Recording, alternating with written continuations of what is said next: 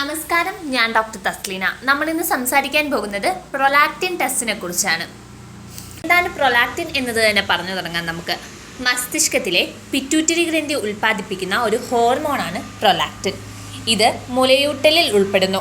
ഗർഭിണികളല്ലാത്ത സ്ത്രീകളിലും പുരുഷന്മാരിലും ഇത് പലപ്പോഴും കാണാറുണ്ടെങ്കിലും പ്രൊലാക്റ്റിൻ്റെ പ്രധാന പങ്ക് പാൽ ഉൽപ്പാദിപ്പിക്കുന്നതിലാണ്. അതിനാൽ ഗർഭിണികളായ സ്ത്രീകളിൽ ഇത് വലിയ അളവിൽ കാണപ്പെടുന്നു. ശരീരത്തിലെ പ്രൊലാക്റ്റിൻ സാന്ദ്രത നിയന്ത്രിക്കുന്നത് ഡോപ്പമൈൻ എന്ന രാസവസ്തുവാണ്. പ്രൊലാക്റ്റിൻ ടെസ്റ്റിൻ്റെ മറ്റു പേരുകൾ എന്തൊക്കെയാണ്? PRL ടെസ്റ്റ് എന്നും സെറം പ്രൊലാക്റ്റിൻ ടെസ്റ്റ് എന്നും ഇതിനെ നമ്മൾ വിളിക്കാറുണ്ട്.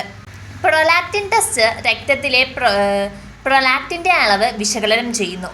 തലച്ചോറിൻ്റെ അടിഭാഗത്തുള്ള ചെറിയ ഗ്രന്ഥിയായ പിറ്റ്യൂട്ടറി ഗ്രന്ഥിയാണ് പ്രൊലാക്റ്റിൻ ഉൽപ്പാദിപ്പിക്കുന്നത്. സാധാരണയായി ഗർഭകാലത്തും ജനനത്തിനു ശേഷവും സ്തനങ്ങൾ വളരാനും പാൽ ഉൽപ്പാദിപ്പിക്കാനും പ്രൊലാക്റ്റിൻ സഹായിക്കുന്നു. ഗർഭിണികളിൽ പുതിയ അമ്മമാർക്കും പ്രൊലാക്റ്റിൻ മൂല്യങ്ങൾ സാധാരണയായി ഉയർന്നതാണ്. ഗർഭിണികളല്ലാത്ത സ്ത്രീകൾക്കും പുരുഷന്മാർക്കും ലെവൽ കുറവായാണ് കാണാറ്.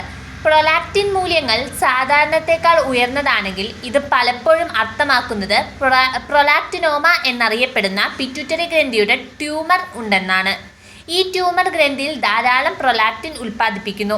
അമിതമായ പ്രൊലാക്റ്റിൻ പുരുഷന്മാരിലും ഗർഭിണികളിലോ മുലയൂട്ടുന്നവരിലോ അല്ലാത്ത സ്ത്രീകളിലും മുലപ്പാൽ ഉൽപ്പാദനത്തിന് കാരണമാകും. സ്ത്രീകളിൽ ധാരാളം അമിതമായിട്ടുള്ള പ്രൊലാക്റ്റിൻ പുരുഷന്മാരിലും ഗർഭിണികളിലോ മുലയൂട്ടുന്നവരിലോ അല്ലാത്ത ഗർഭിണികളിലല്ലാത്ത സ്ത്രീകളിലും അമിതമായ പ്രൊലാക്റ്റിൻ ലെവൽ കാണുന്നുണ്ട് എന്നുണ്ടെങ്കിൽ അവരിൽ മുലപ്പാൽ ഉൽപ്പാദനത്തിന് കാരണമാകും. സ്ത്രീകളിൽ ധാരാളം പ്രൊലാക്റ്റിൻ ആർത്തവ പ്രശ്നങ്ങൾക്കും വന്ധ്യതയ്ക്കും കാരണമായേക്കാം.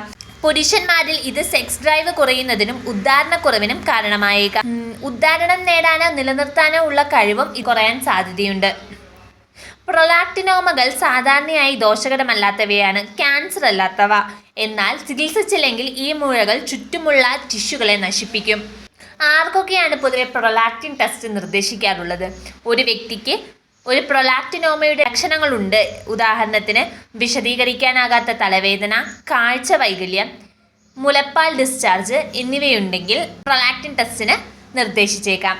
സ്ത്രീക്ക് വന്ധ്യതയോ ക്രമരഹിതമോ ആർത്തവമോ അനുഭവിക്കുന്നുണ്ടെങ്കിൽ, ലൈംഗികാസക്തി കുറയുക, മുലക്കണ്ണ് ഡിസ്ചാർജ് വരിക, വന്ധ്യത അല്ലെങ്കിൽ കുറഞ്ഞ ടെസ്റ്റോസ്റ്റിറോൺ അളവ് തുടങ്ങിയ ലക്ഷണങ്ങളുണ്ടെങ്കിലും പുരുഷന്മാരിൽ പ്രൊലാക്റ്റിൻ ടെസ്റ്റിന് നിർദ്ദേശിച്ചേക്കാം.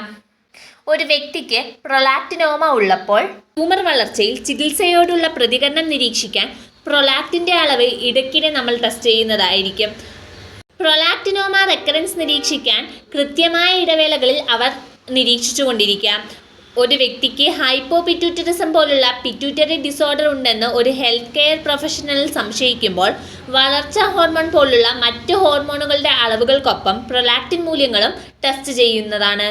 ഒരു വ്യക്തിക്ക് ഡോപ്പമൈൻ ഉൽപ്പാദനത്തെ ബാധിച്ചേക്കാവുന്ന ഒരു രോഗാവസ്ഥയോ മരുന്നുകൾ കഴിക്കുകയോ ചെയ്യുമ്പോൾ പ്രൊലാക്റ്റിൻ്റെ സാന്ദ്രത നിരീക്ഷിക്കേണ്ടതുണ്ട്.